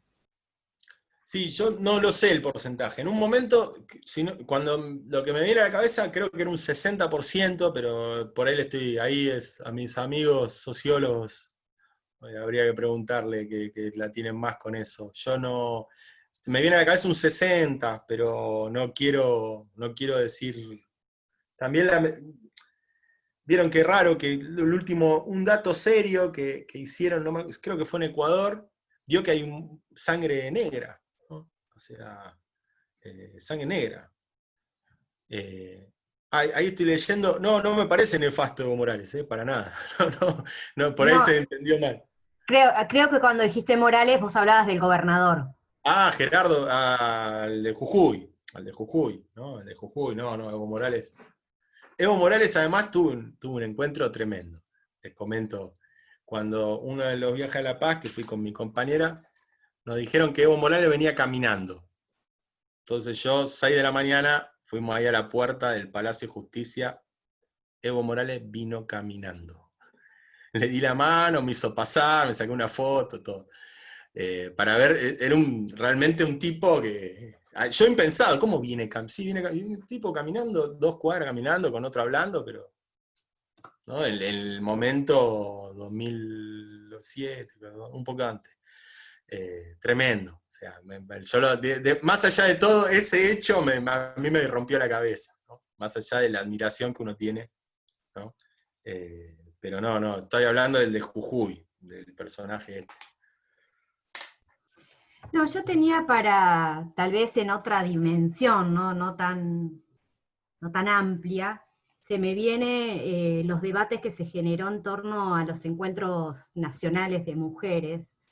Digo en otra dimensión porque estamos hablando de un encuentro que de igual manera no es menor, digo, el debate que se generó también, si bien sí llamaba, en mi caso, o en muchos posicionamientos, llamaba la atención, bueno, que de alguna manera fue tardío, ¿no? Ese reclamo dentro del mismo espacio de mujeres, de cambiar, de que deje de ser nacional para ser plurinacional. Obviamente que fue un efecto de la influencia muy grande de lo que se generó en Bolivia, y le aparece ese concepto que empieza a conquistar y cerraba muy bien.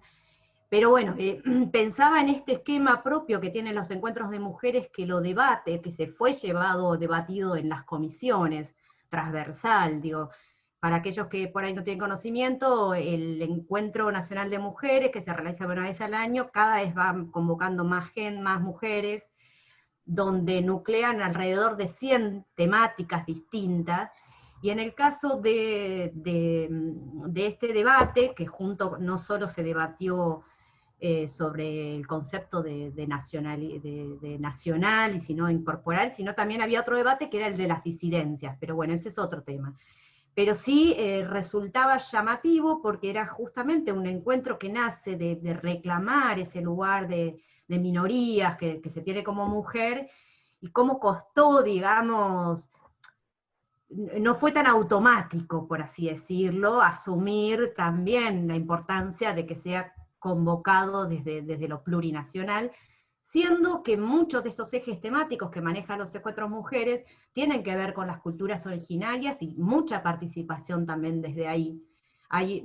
No soy especialista, pero sí encuentro que por lo menos en lo que son los espacios de estos encuentros de mujeres, hay una presencia muy fuerte de estas mujeres originarias en estos espacios, en tomar la posta, la voz, y más en los últimos años. Y en esto también se me viene que llama la atención, ¿no? Que el 12 de octubre fuera renominado hace tan pocos años también. Claro que digo, a ver, lo digo tal vez porque de donde vengo yo fue siempre, nada, puesto en cuestionamiento este lugar relegado que ha tenido la cultura originaria, y llama la atención que, bueno, el cambio de denominación del día del 12 de octubre como Día de la Raza, si bien, bueno, ya pasaron, no sé, aproximadamente más de 10 años, deben ser, que se cambia el nombre por el Día de la Diversidad Cultural. Pero bueno, no, ese comentario en relación a los encuentros de mujeres, y pensar si a veces ese debate no tiene que ir de abajo, porque, como bien decía, fue un tema transversal más allá de todas las temáticas, se debatió durante 2 o 3 encuentros seguidos hasta que finalmente en el último encuentro se pasa a denominar plurinacional. Pero si es posible pensar, más allá de que no asumimos una identidad, no es que cambiamos el nombre y vamos a asumir una identidad, pero sí los ubica, era un reclamo de estos sectores, por lo menos el nombre, ¿no? Cuando el nombre, hay una necesidad de que el nombre aparezca distinto para instalar otra cosa. Sí, no, lo que decís, Cecilia, es muy complejo, o sea, a mí me parece que también, a mí lo de los encuentros de mujeres me parece muy complejo todo, porque el pensamiento nacional, cuando uno va a leer, no pensó el tema de la mujer, o lo pensó muy poco, que es un tema también como para pegarnos un poco y decir, bueno, acá hay que trabajarlo, ¿no? Eso hay que asumirlo. Yo incluso tengo, por lo menos lo que me pasa a mí con los compañeros y compañeras, tengo discusiones, ¿no? Es en el sentido de cómo pensar eso. Y al mismo tiempo, también la cuestión indígena genera discusiones, porque tampoco fue un problema de los pensadores nacionales que uno tiene en la biblioteca. O sea, uno va a Jaureche, uno va al Colorado Ramos, uno va a Fermín Chávez, y le cuesta encontrar tema indígena, tema del lugar de la mujer, le cuesta. O sea, uno agarra Evita, bueno, lo agarra ahí al vuelo, al toque, pero si no, está complicado. Incluso Amelia Podetti, uno dice, bueno, a ver, agarro a Amelia Podetti, está difícil, ¿no? Y sí, lo que pervive es la cuestión de la hispanidad, ¿no? Que por ahí generalmente se ve como un opuesto. Para mí, como les comenté, lo nacional es lo mestizo. O sea, nosotros, yo estoy con Vuela, ahí con Carlos Astrada, con Perón, con Fermín Chávez, tenemos que ver con lo hispánico, tenemos que ver con lo gaucho, tenemos que ver con el indio. Somos mestizos, ¿no? Entonces, desde esa lectura de lo mestizo, y pensando lo que decís, Cecilia, es una ridiculez no pensar lo plurinacional, si seguimos en la misma lógica, ¿no? Si somos mestizos. O sea, ¿no? Es como negarle el lugar a los nuevos malditos, ¿no? O sea, no sé cómo. Hay una, no sé si es, no me acuerdo quién era, si es Caturelli o Nimio Danquín, que decía como, nosotros tenemos la lógica en esta misma cuestión de hospedar al extranjero, de atender, de tener la voluntad de cómo somos, me parece que todos somos un poco así, de quemar la cabeza con el pensamiento nacional a los demás, y al que no es, bueno, es como, bueno, vos tenés que comprender que es un movimiento muy amplio, y un movimiento que, si tiene una particularidad, es esto, que hospeda al otro. Hospeda al otro. Entonces, cuando vienen con la lanza, y yo digo esto, no, tiene que decir plurinacional. Bueno, explícate por qué, porque nosotros no tenemos problema en asumir la plurinacionalidad, pero comentame por qué. No, me parece que la postura es esa, no es, no, acá somos, no, eso no. Es como dice Vuela, ¿no? Los valores son buenos en tanto engrandezcan lo colectivo. Si no hay algo lógico para sumar a ese personaje o a esa agrupación, bueno, entonces si no engrandece lo colectivo, o sea, por así decirlo, esa organización mapuche que fue a Bristol a pactar, que tiene una sociedad en Bristol, y está hablando de que las Malvinas son británicas, eso, y ahí a mí no me sumás, ¿no? Pero ahora, si vos venís y me decís, mirá, esto nosotros queremos formar parte porque tenemos esto, si no, el peronismo, a mí me parece, el pensamiento nacional nunca tuvo problema con las tradiciones y la cultura de los pueblos originarios, nunca en la vida, ¿no? O sea, no hay problema con eso. Pero sí creo que hay también ahí una operación muy fuerte de fragmentación que viene a nivel internacional, ¿no? De plantearnos todos los problemas juntos, de bombardearnos todos los problemas juntos. Y hay que ser muy estratégico o estratégica para tratar de, te viene ese cubo mágico y poner el color en su lugar, ¿no? Poner el color en su lugar, ¿no? Y no irse de la vaina con cuestiones que se tienen que ensamblar primero. Para mí es como una jugada, a mí me gusta el ajedrez, hay que llegar a esa jugada, pero hay que hacer 3 movimientos. Hay que hacer 3 movimientos, o sea, no se puede ir de golpe, ¿no? En el sentido de, no sé cuál fue la discusión, pero yo estoy con el grupo de mujeres que habrá dicho, bueno, espera, explica, primero vamos a ver qué es lo que vos comentás, y después yo te voy a poner el nombre plurinacional. Me parece que que es justamente el cambio cultural que es necesario, comprender al otro, qué es lo que quiere el otro. Cuando Perón asumió la Secretaría de Trabajo y Previsión, ¿qué es lo primero que hizo? Estar sentado en la oficina de Secretaría de Trabajo y Previsión y recibir a todos los sindicatos a ver qué proponían. Había alguno que le decía, vos volvé, porque a este tipo no lo quiero, y había otro que le decían, a vos no te quiero, pero quiero a ese que está atrás que opinó como a mí me gusta. Pero lo primero que hizo fue dedicarse todos los días a entender qué cuerno querían los sectores de los trabajadores. Por eso se convirtió en el líder que fue. Si uno va que me parece que eso rompe con la lógica iluminista de la ilustración. La cuestión del artificio, de ir yo con, no sé, el peronómetro, ¿no? Decir, esto es acá está. Y todos tienen que, no, hace falta, a mí me parece, esa posibilidad en algunos grupos, no digo que de conciliar, que es lo que, de charlar, de conversar, de hacer esto que estamos haciendo, de reflexionar, de no tener nada cerrado. Yo no tengo nada cerrado, yo les comento esto, son inquietudes, de no tener tener la voluntad de generar una controversia, ¿no?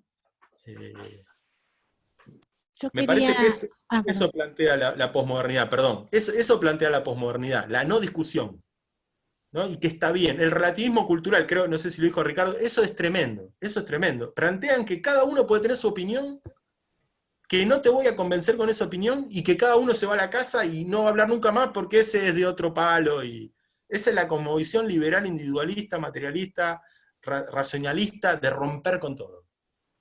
Nosotros nos vamos, termina el Zoom y no tenemos nada que ver con el otro. Eso es lo que, me parece que eso funciona constantemente, ¿no? Y es lo que nosotros, con una mentalidad por ahí más medieval, tenemos que romper. Nosotros venimos de la comunidad organizada, de los gremios, venimos de otro lado, no tenemos nada que ver con eso. Somos premodernos, ni siquiera somos modernos, somos premodernos, y está bien que seamos premodernos. A mí me parece que eso está bueno, somos premodernos, ¿no? Y está bien, somos así, ¿qué le vamos a hacer? Por un lado, antes de hacerte la consulta que había dicho, José Pepe Mercado dice que el censo del INDEC del año 2010, a esa fecha menciona 955.032 habitantes que se reconocen pertenecientes o descendientes de pueblos originarios o indígenas. Mira. Facundo, desde que empezaste a charlar, a mí me viene una sensación que es deuda, deuda, deuda y más deuda con nuestros pueblos originarios, y que cuando vos mencionás lo de tejer puentes, yo siento que como idea y como objetivo, este Estado plurinacional, este tejer con otros, junto a otros hermanos, todavía me parece que nos falta un paso puertas bien adentro, que es que hay una gran... Los puentes todavía no los siento integrados como sociedad en general, estoy hablando, ¿no? Más allá de los que podamos coincidir en este grupo, que creo que empieza por un gran trabajo desde la educación, un pensar al otro donde todavía hay una fuerte discriminación, la percepción es como si hubiera una sociedad dentro de la Argentina que mira por sobre el hombro todavía a un hermano, una hermana de pueblos originarios. Se ve, se percibe, se olfatea, experiencias en la educación, habrás que sos docente también en la escuela secundaria, creo que te habrás encontrado con la fuerte discriminación hacia un otro, que si es un otro que además tiene algunas diferencias por las cuales alguien se pone a discriminar, si es de un pueblo originario, se acentúa.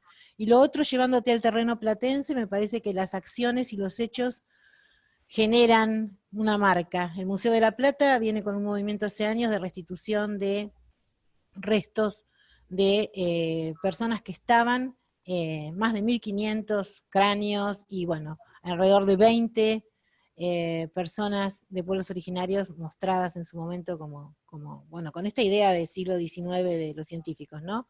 En otro contexto, pero digamos, eso marcó, y no solo en La Plata, es un movimiento que sucede a nivel internacional, pero para los platenses, digamos, me parece que es una manera de entrarle también a la problemática, de decir, acá hubo gente que hoy entras en una visita guiada al museo, pero que estuvo encadenada, y hay una niña adolescente que murió de tristeza. Digamos, con eso también haces educación, pero yo sigo percibiendo que antes o con o junto al movimiento plurinacional hay que laburar mucho acá adentro, porque hay una mirada muy europeizante de todos nosotros, estamos atravesados, y me parece que de construirlo, no sé, no quiero ser pesimista, pero me parece que hay mucho por laburar.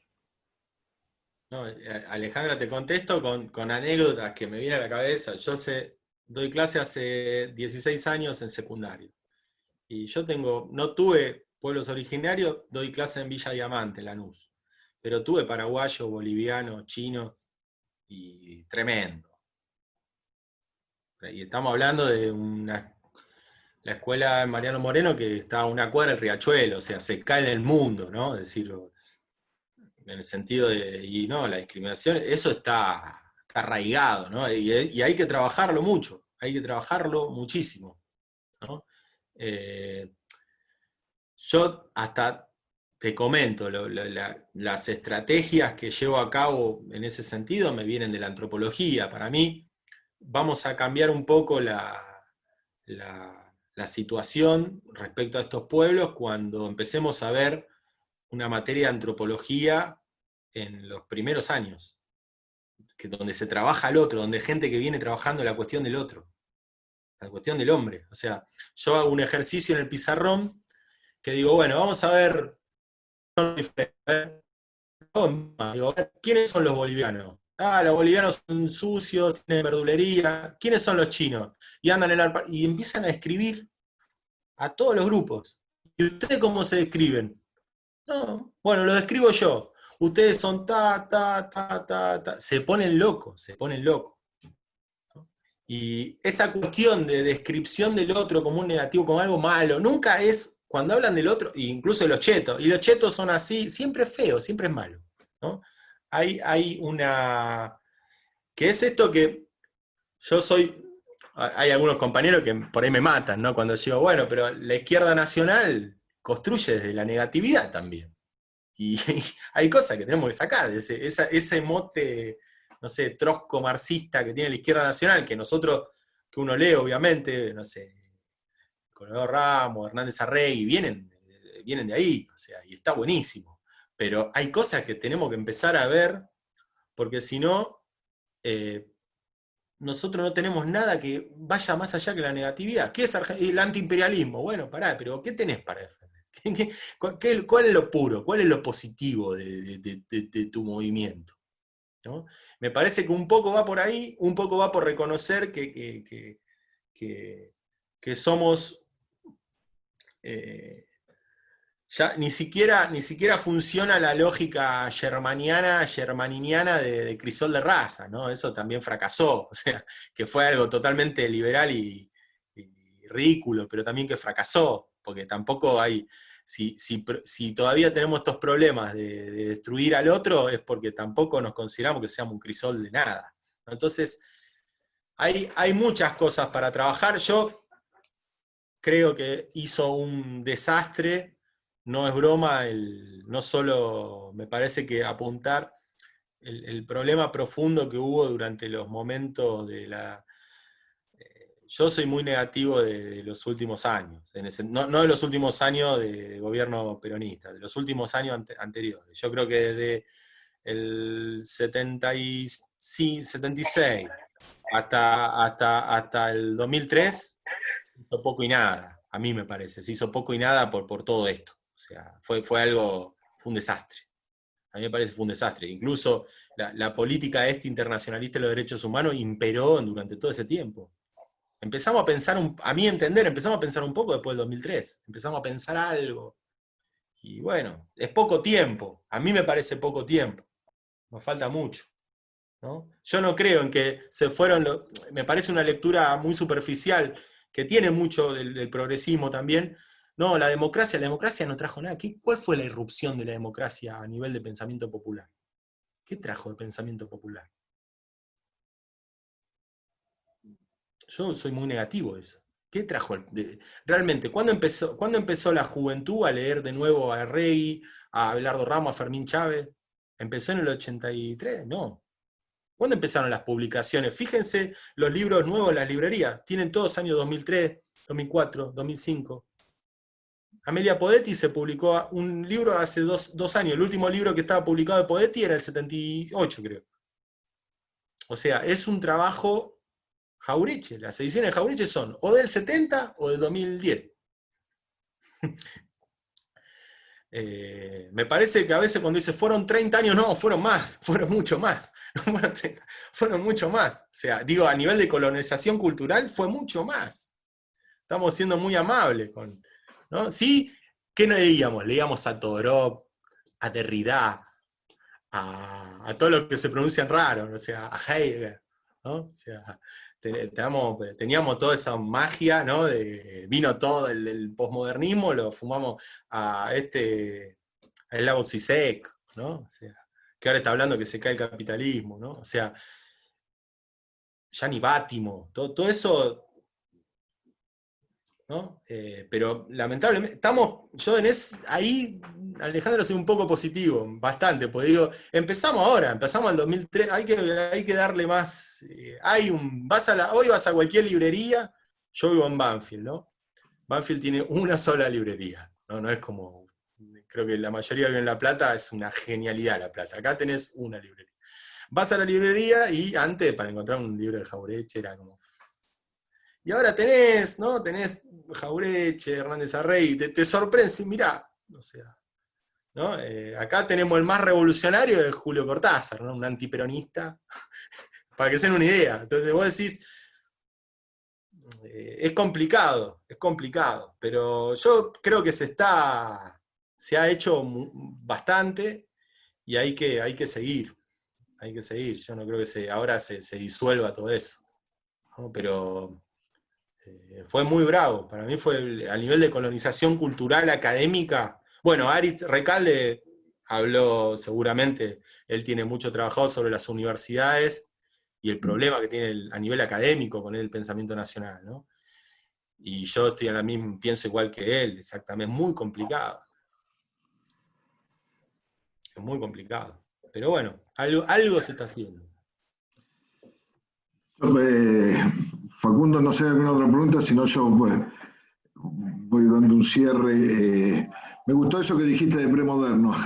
Igual de los posmodernos, quería comentar, me gustó Bourdieu, con Lacan, que justamente tiene uno chiquitito, que por eso lo leí porque es muy chiquitito, Astucia de la razón imperialista, algo así creo que es Argucias, y que señala esto que estás diciendo vos, ¿no? Que cómo nos han vendido todos los temas que se tratan, incluso sobre todo en los círculos académicos, ¿no? Desde la tolerancia cero, el multiculturalismo, etcétera, que vienen con guita para trabajar esos temas y metérnoslo de prepo. Y terminamos discutiendo lo que ellos quieren que discutamos, y con los autores que quieren, esto es todo lo que dijiste, ¿no? De Derrida, bueno, Lavoisier Zizek, bueno. Y lo que estás señalando me parece sumamente importante, y creo que es eso también, que necesitamos tiempo. Estamos en este proceso.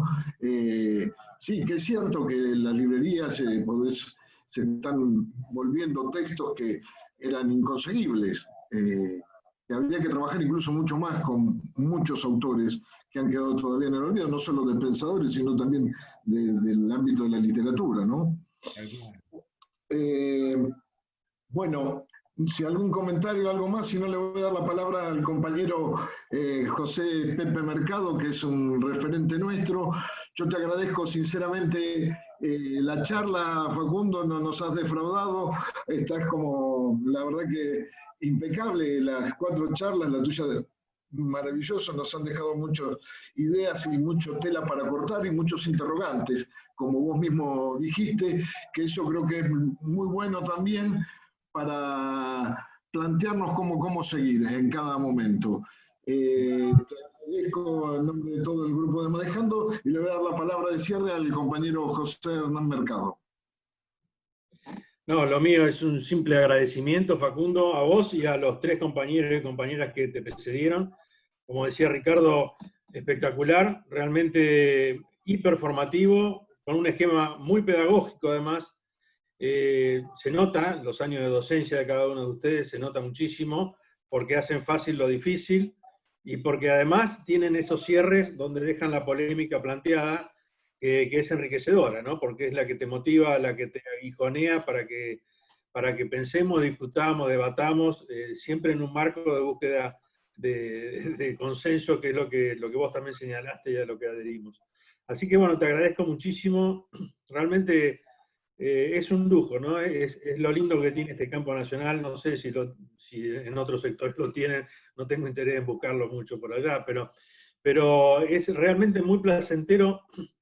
Y la verdad que es espectacular tener compañeros que por pasión a las ideas nacionales y populares le dedican 2 horas a un grupo de 20 compañeros y compañeras para que aprendamos todo lo que ustedes saben. Realmente es impresionante, impresionante y satisfactorio, y da fuerza para seguir luchando desde acá. Así que bueno, te mandamos un abrazo enorme. Y gracias a ustedes. Podemos repetirlo personalmente en algún momento del año que viene. Sí, para mí ningún problema. Esto es un golazo. O sea, yo no piensen que esto voy así por la calle y lo comento. No hay espacios, digamos, no hay espacios.